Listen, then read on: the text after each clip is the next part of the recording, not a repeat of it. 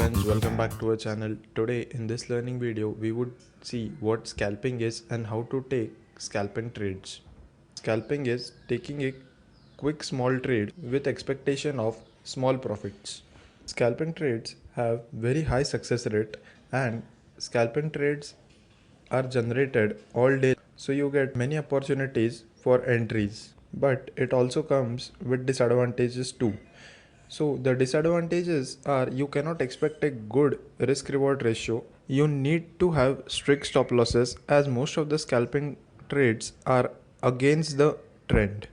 Also, you need to ensure that you exit within few minutes after you take positions. So let us have a look at what should be the basic setup for taking a scalping trade. For taking a scalping trade, you need a key resistance or support level, that is buying or selling zone, that is demand or supply zone, previous day high, previous day low, or pivot points.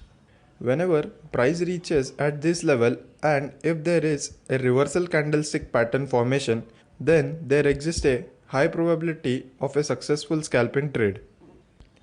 So we would have a detailed look at these various levels, that is demand zone and supply zone, previous day high and lows, and which are the trades potentially to be taken and which are the trades best to be avoided. Now let's have a look at what demand and supply zones are. Demand zone is a level located on the chart where buyers are active, and selling zone is a level located on the chart where sellers are active. So let's look at an example. This is Bank Nifty chart of 29th April. You can see how strong was the bull run at around 2 p.m. and how sharply it reversed from 21,351 level. We could say that at this level, 21,350 level, there were active sellers and they thought this price is the best price and hence sold heavily, and the price came down to 20,956, almost around 350 points. So this level would act as a strong support or resistance for next few sessions. On the immediate next day, the price came around 21,360 level, and see how sharply selling zone acted as support. So you can see the significance of these levels on your chart.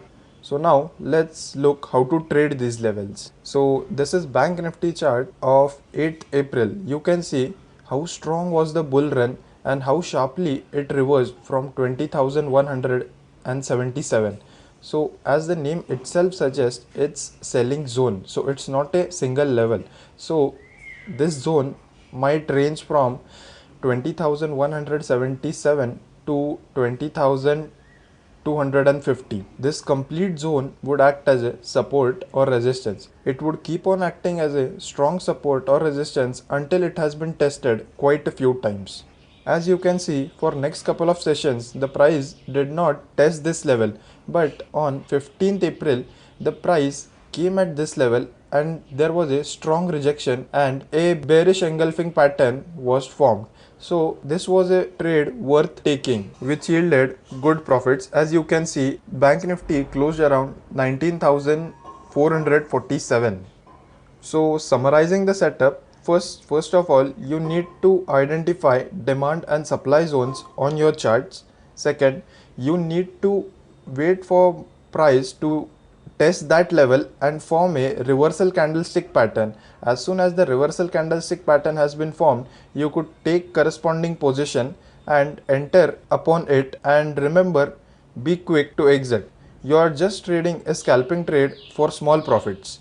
Also, I would suggest that do not trade with your regular position size, as it's a scalping trade. It is possible that the trend might continue and you may face heavy losses.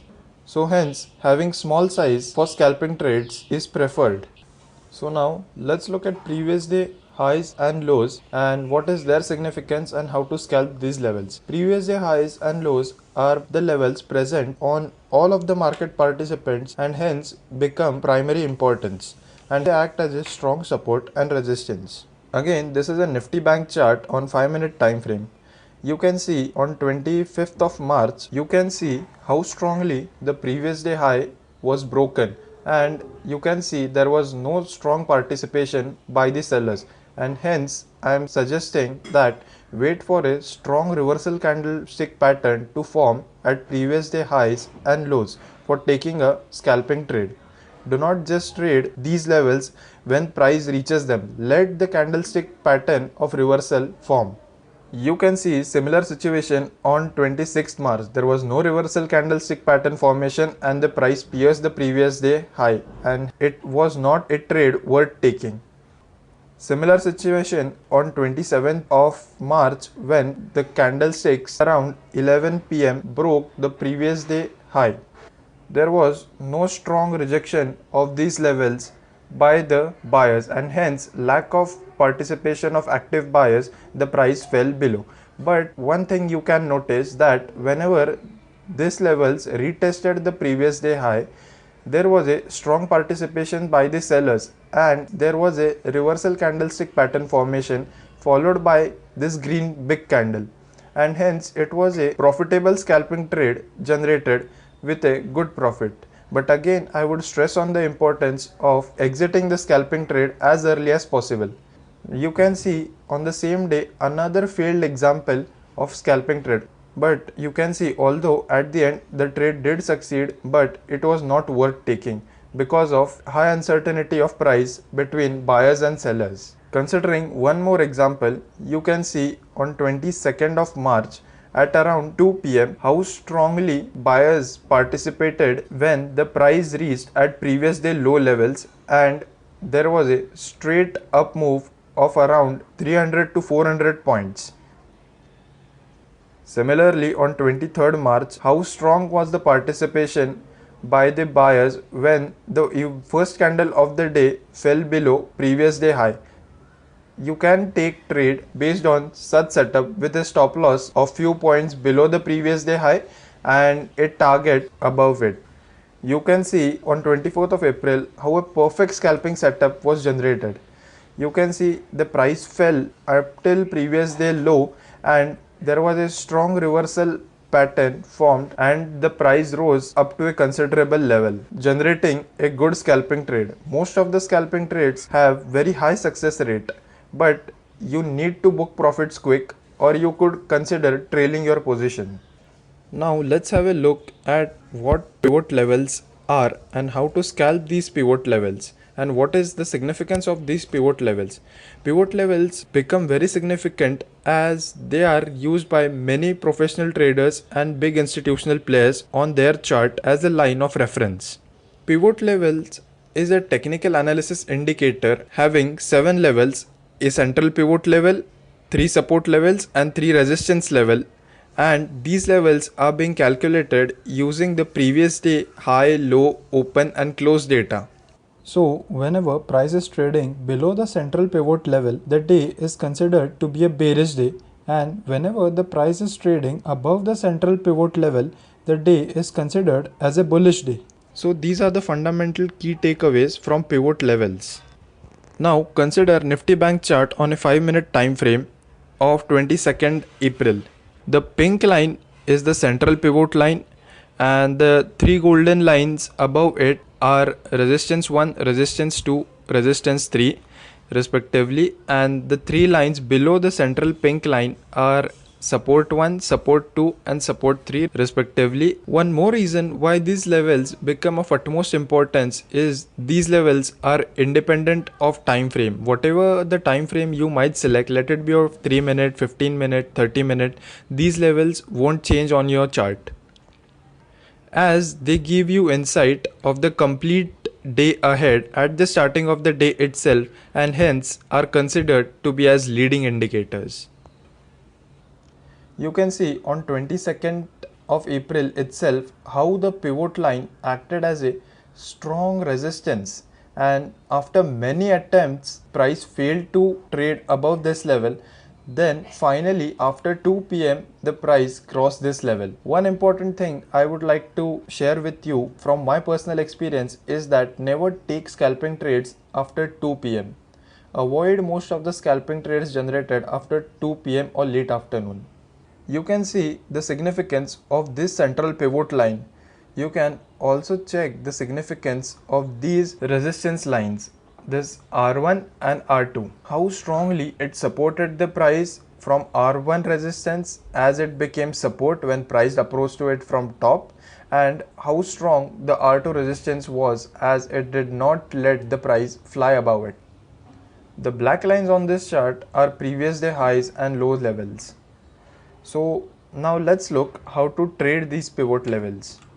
This is a chart of Bank Nifty. On 17th, you can see how strong was the central pivot line and how strongly it rejected the price, and the price traded below the central pivot line for the complete day, and hence there were many profitable scalps generated at these levels, as after a green candle a bearish reversal candle was formed and a profitable scalp was on its way. You can also see on 16th how the price came near this central pivot line and faced rejection, as this was a considerable big green candle which failed to close on its high, indicating weakness in the strength, followed by a red candle, and hence was a good reversal setup with a stop loss above the central pivot line and generating a profitable scalp.